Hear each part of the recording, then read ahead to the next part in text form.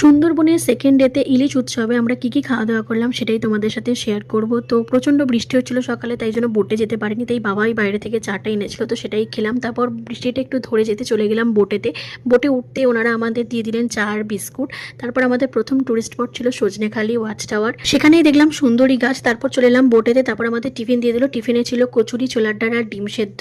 আজকে আমাদের সাথে একজন গাইড আছেন, তো উনি আমাদের বোঝাচ্ছিলেন। তারপর চলে গেলাম সুদর্ণাখালি দেখতে। তারপর ছিল আমাদের নেক্সট টুরিস্ট স্পট এবং লাস্ট দেবকী ক্যাম্প, সেটা দেখে চলে এলাম বোটেতে। বোটে আমরা আজকে লাঞ্চ করে, এটা ছিল ভাত, নুন, লেবু, তার সাথে ডাল, আলু ভাজা, কচুর লতি দিয়ে ইলিশ মাছের মাথা দিয়ে একটা তরকারি, তারপর ছিল পাবদা সর্ষে, আর তার সাথে ছিল ইলিশ ভাপা, আর শেষ পাতে ছিল চাটনি, পাঁপড়, তার সাথে আমড়ার টক। তারপর এদিক ওদিক ঘুরে আমরা হোটেলে চলে এলাম। আর আজকে আমাদের টিফিনে ছিল কফি আর চিকেন পকোড়া। তারপর আমরা শপিং এ গিয়েছিলাম। আর আজকের ডিনারে ছিল ফ্রাইড রাইস, আলুর দম, আর তার সাথে চিকেন কারি।